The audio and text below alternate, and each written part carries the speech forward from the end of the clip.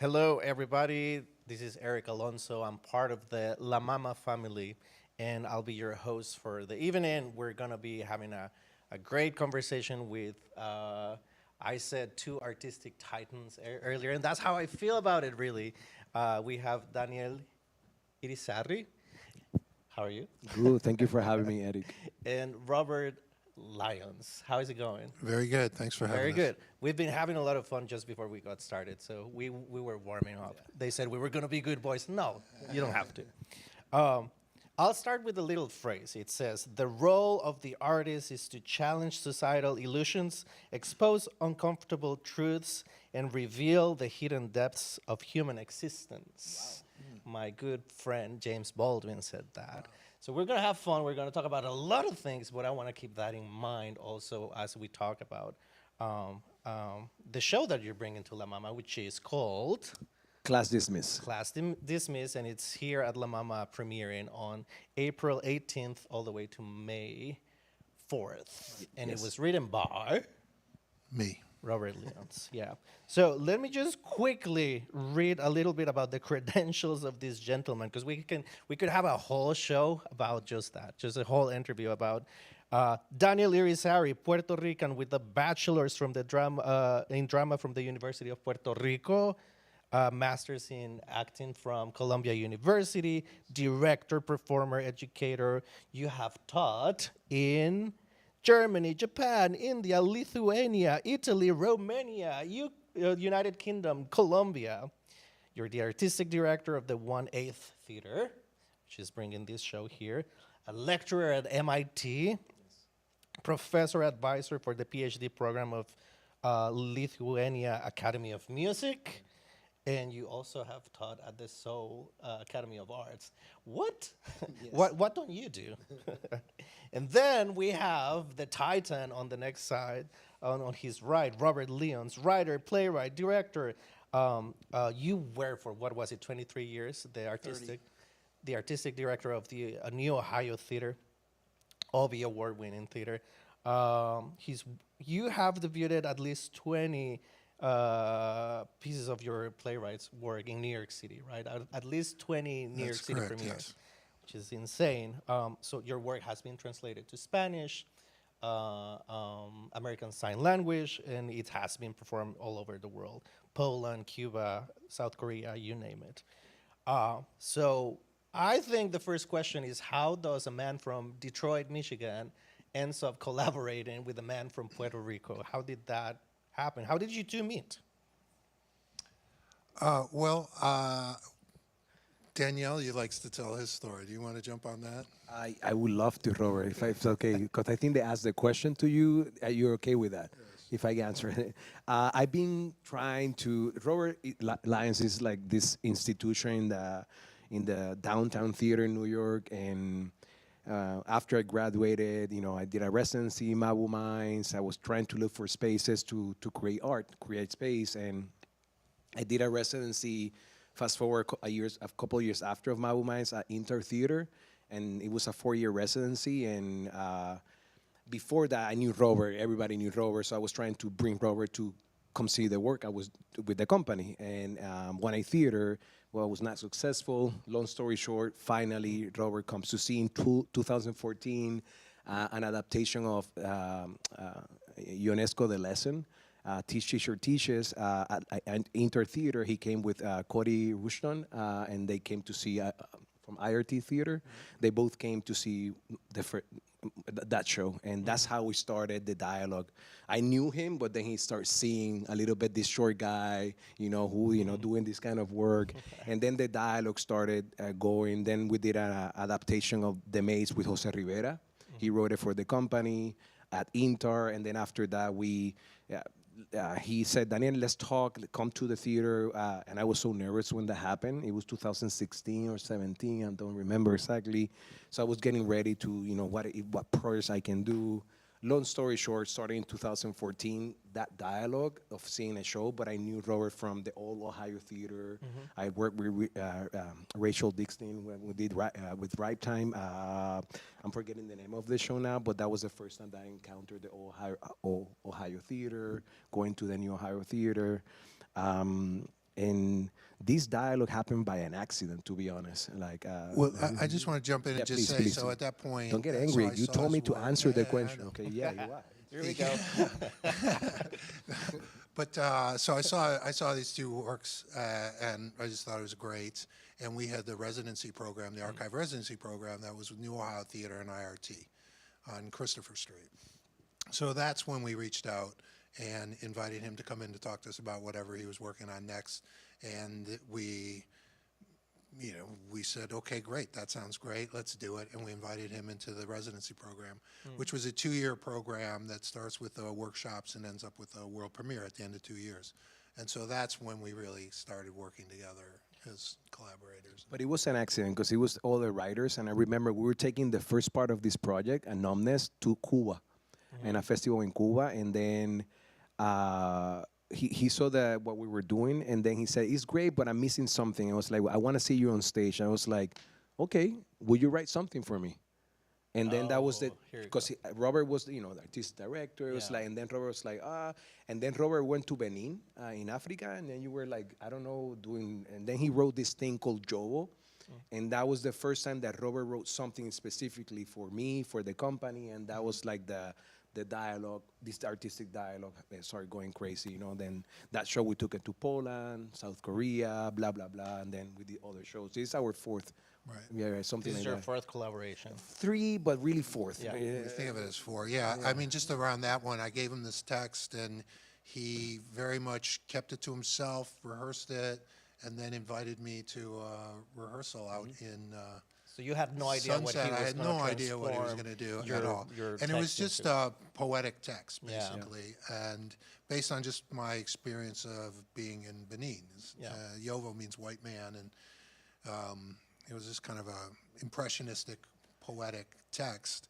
And then he invites me to this rehearsal, and he shows me this incredible, crazy thing that was just so far beyond anything I Yeah. could possibly imagine. Yeah. when That's I was that's writing not it. what he said after But he saw it, but that's okay. That was the beginning of how we started to work, which is But I think that's a great way to describe your work. Is far beyond anything I could have possibly imagined. So the last collaboration you had was My Onlyness, right? So this is a bit of a full circle moment for me because it was a friend and mentor, Morgan Jeunesse, who said, "Eric, I think you need to go see this show." So she got me a ticket to go see My Onlyness, and it's the first and last time I had ever been at the Ohio Theater.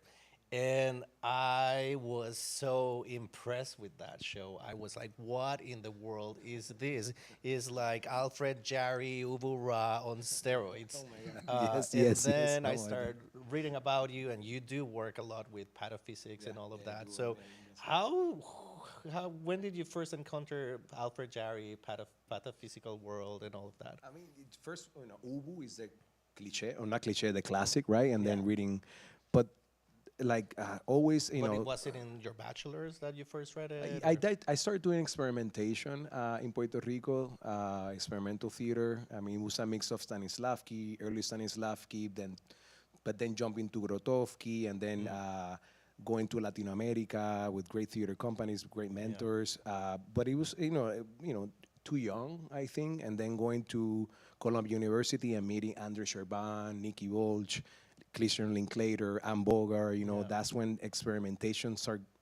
Like that was the path, to really explore what theater is, so for me, like that is not linear, that is like a subway ride in the New York City train, like you go in one stop, you have hip hop, and it goes out, the next stop you have people kissing or a fight, and then goes out, the next stop mariachi, the next stop Jesus love you.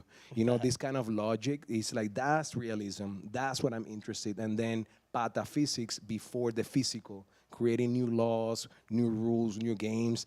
I went crazy about that, because I understand So is it before the physical or beyond the metaphysical? I think it's pata before the, so it's metaphysics, right? And then you have pata before the physical. So Pata, pata, so pata. so you can create. This is what influenced Artaud, Yeah. all the Dadaists and all that Yeah, jazz. So I yeah. just fell in love with this ism, and then having someone doing crazy experimental theater, inviting people to really explore, do whatever you want.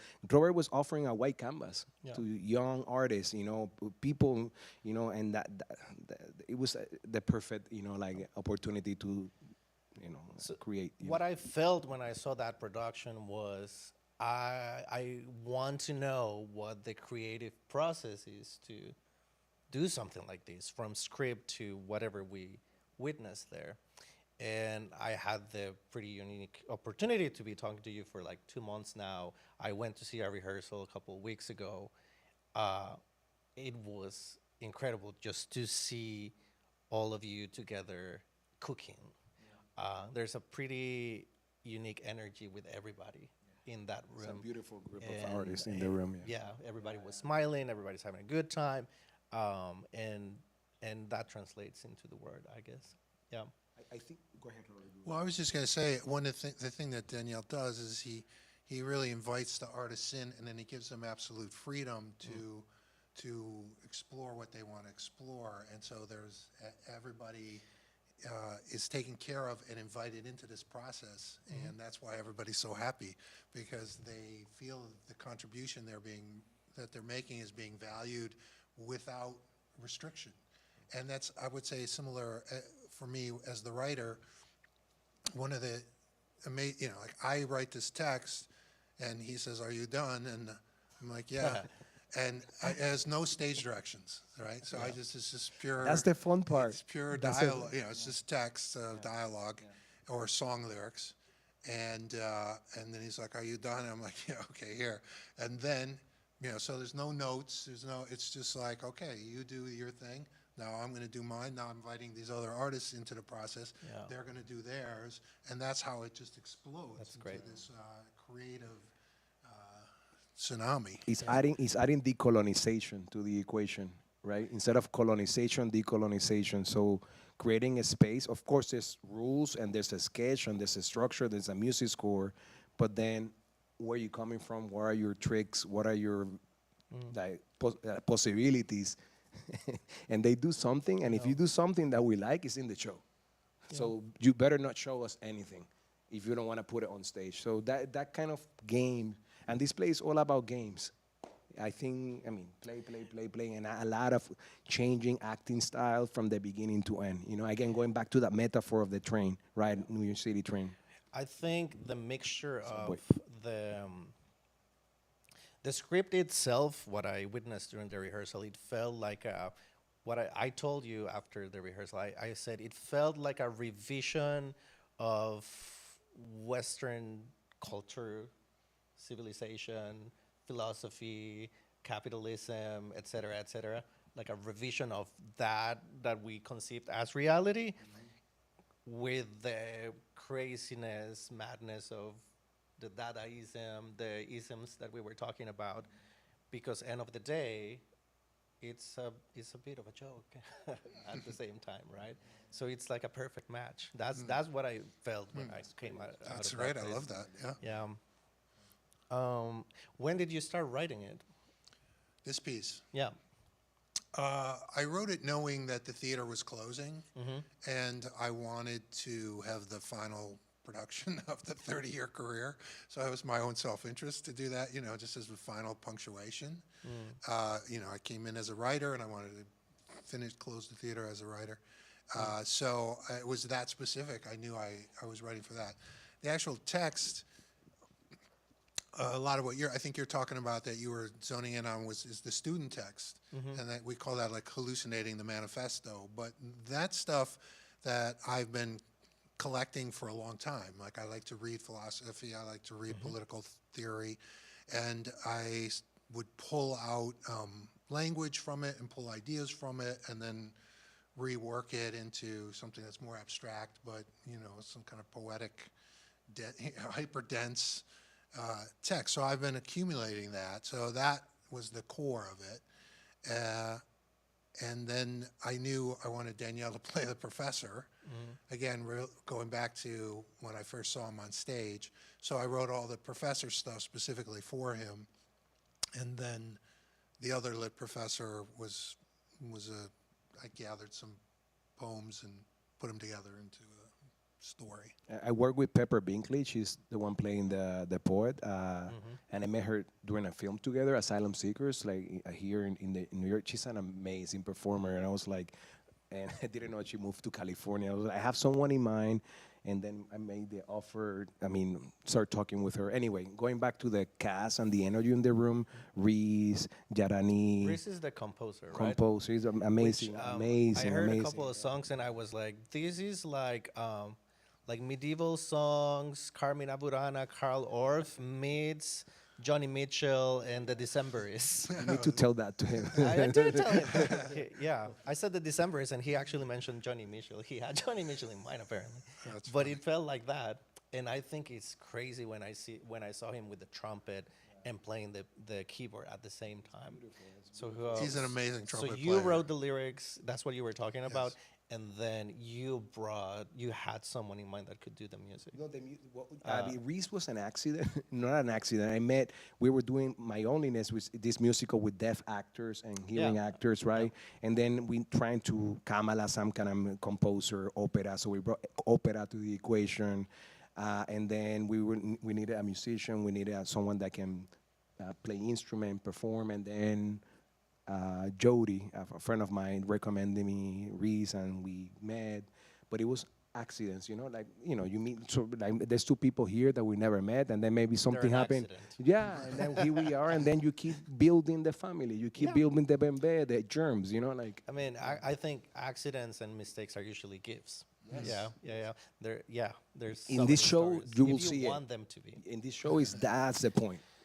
So there's something within that people already know and expect about your performances. That there's a level of consent. We're gonna be involved. If you come here as an audience, you're gonna be part of it. You can.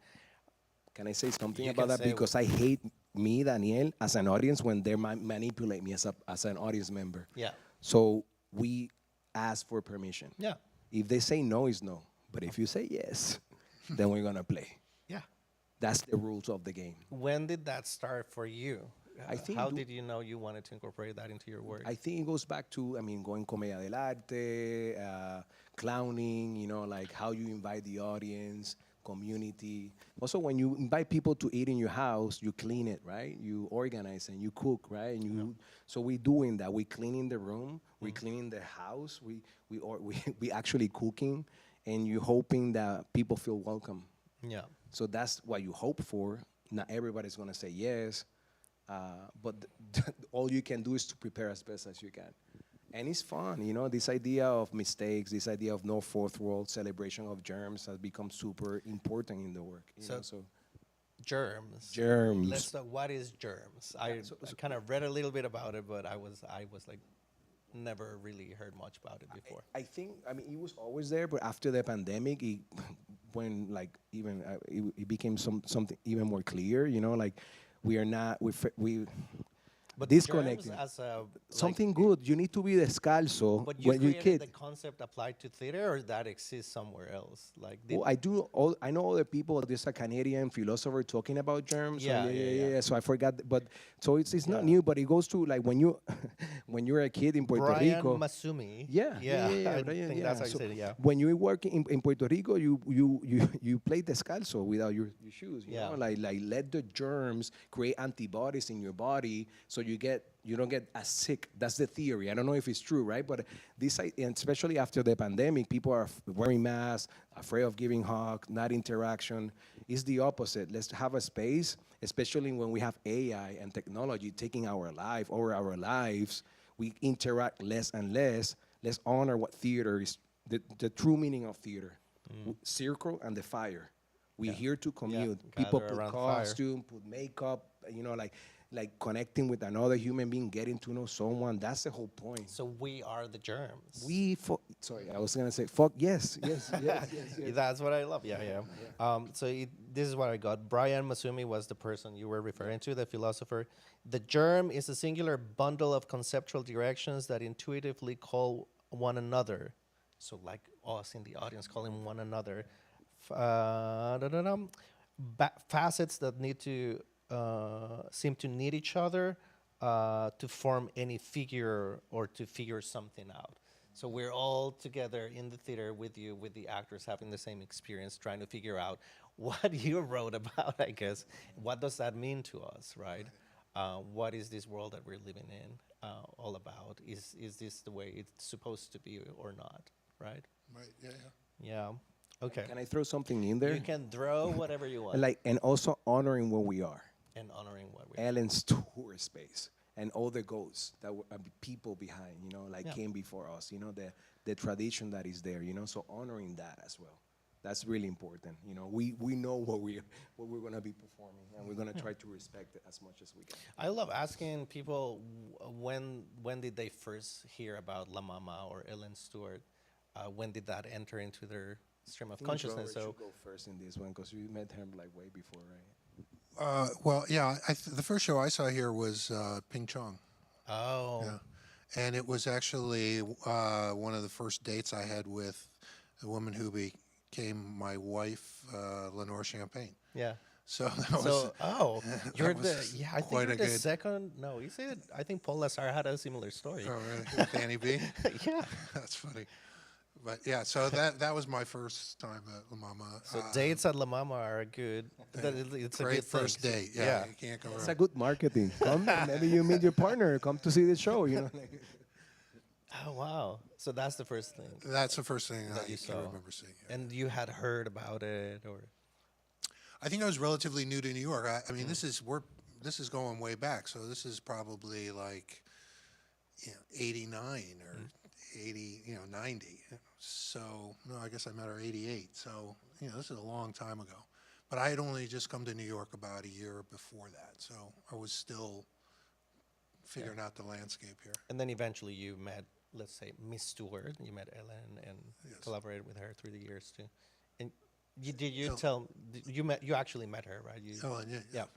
And you were telling me that when you came to Columbia University as a student, you also had the chance to meet I her. mean, one of the reasons So- why I applied to Columbia University, I mean, I knew a little bit about Andre Sherban, Nikki Walsh, other people, but especially Andre, and then the connection between Columbia University and La Mama Theater. And the first show I saw in New York was Richard III, directed by Andre Sherban, here at Ellen Stewart Space. Oh, wow. That was my first show in New York, Oh. literally, like Yeah. when I moved here. So, yeah.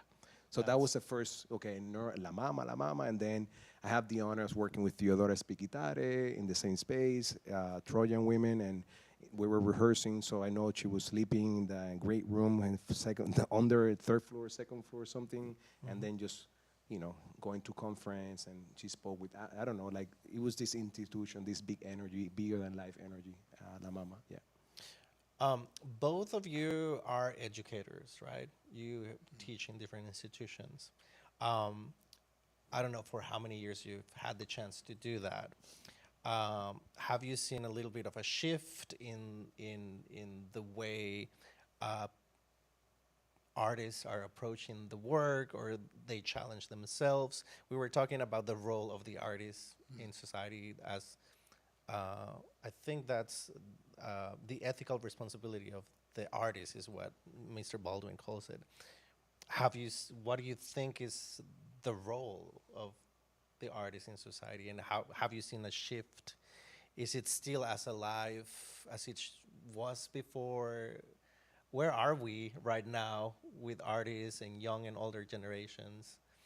I think there are. I think every generation is another wave of artists that come in. So I think that's just a permanent feature of the human race. So I have a lot of faith and belief in the young artists that are coming up right now. I think that it's interesting when you're saying that quote. I was thinking about it a little bit because again, the nature of just like how this piece was constructed or any of the pieces, when I'm writing, I really don't go, I don't carry the weight of that quote in my mind when I'm doing it, Yeah. right? So it's much more intuitive, and it's following, the logic of your own curiosity and digging into the things that are interesting to you, and with the belief that if you do that in some way, it will do those things. But I never sat down with the weight of that quote, Yeah, like, of course. this is my obligation. It's much more, you hope that when you're done, somebody will say that you did that rather than, I think it's because it's a calling. You have to do it because something lives within you and Absolutely. you need to put it out there. Yeah, absolutely. And then once you put it out there, whether it does something or not, it's not your responsibility anymore. That's right. But I think Dominic Taylor, it's an artist, good friend of mine, that once told me, our responsibility is to imagine what is not. Like realities out there that have not yet been created, we get to create them too. We get to imagine. Pataphysics. Pataphysics. Pataphysics. What's your answer to that? So I think, like I'm working now at MIT, and it's a really interesting environment. You have all these beautiful. It's a connection Harvard and MIT because they come take classes with us. So you have these beautiful, big brain young kids, with no knowledge of what theater is. So disconnecting of the body, like so our job is we're not training actors. It's more about creating awareness of empathy and germs and so it's really interesting environment where I'm at right now. I do see that it's important, and there's a lot of investment at MIT to, bring quality artists with music and great professors in music, great professors in dance and theater. So they put in money for a reason. The importance of art is there.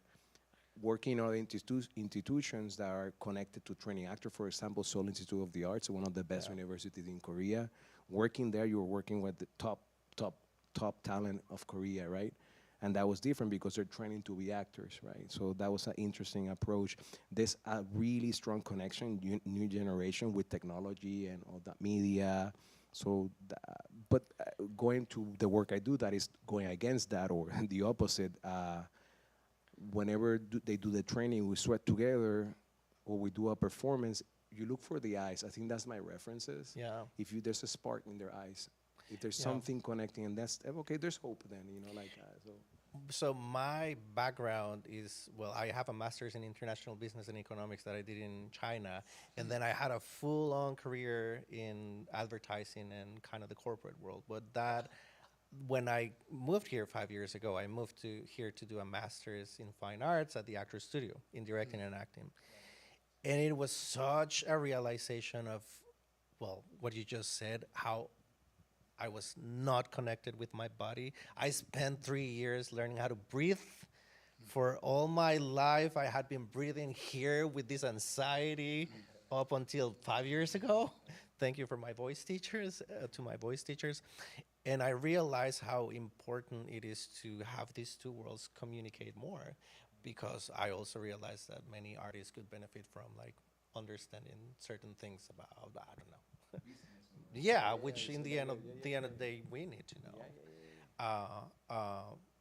But you are in this intersection at MIT. Yeah, it's really interesting. Which also allows you to, I guess, work with technology and the arts in a very unique way. They're doing all. Did you walk around MIT? It's like, what's it? All just, it's like many Willy Wonkas, like different like labs or things. It's like it's beautiful. And I don't know what they're doing. And you talk about what they're focusing on. It's like, whoop. Didn't understand what you just told me. Like, no, I'm doing robotics. I'm doing AI. I was like, no, okay. But then how are you incorporating that into the art of the theater? It's funny, like, it's so, because they're kids that are used to have perfect in math in exams, right? Like super.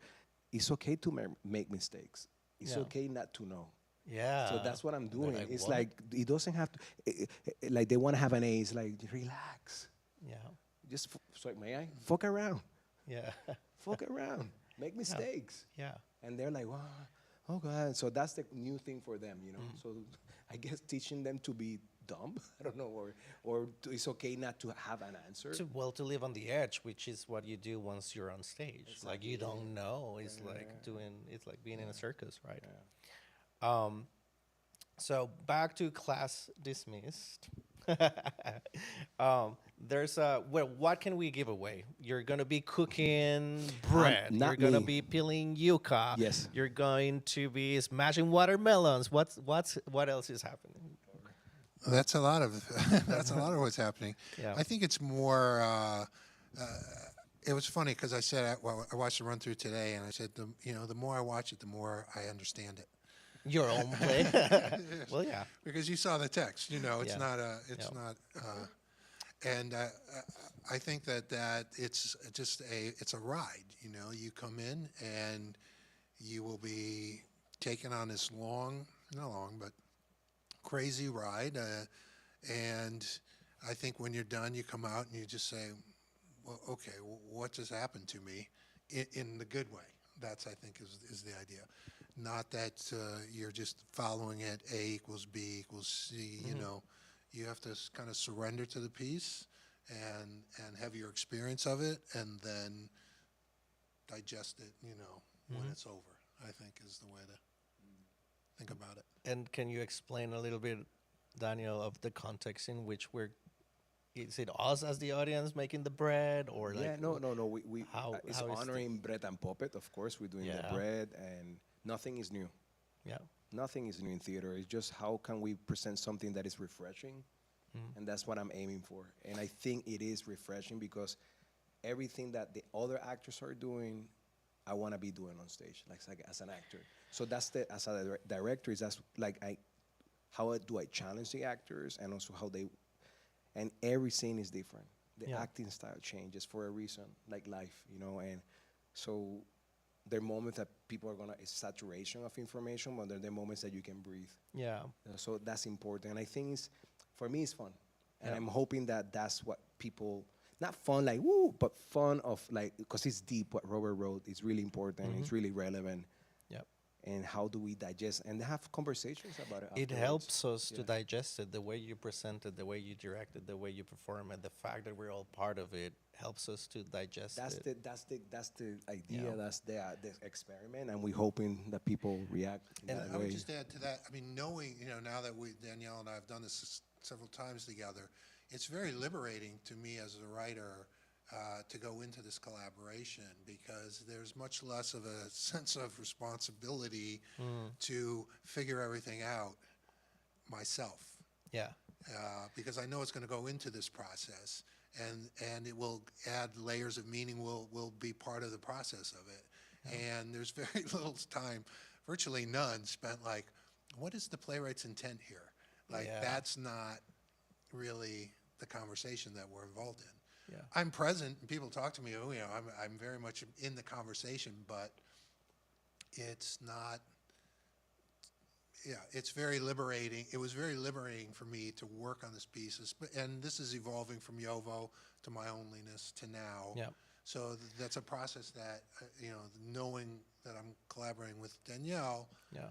I approached it, each one is an evolution of how I approach the process of writing. And This one is really poetic, Robert. This is really vertical. Farther than Yeah, even my onlyness, as crazy as it was, had some little narrative. yeah, I did.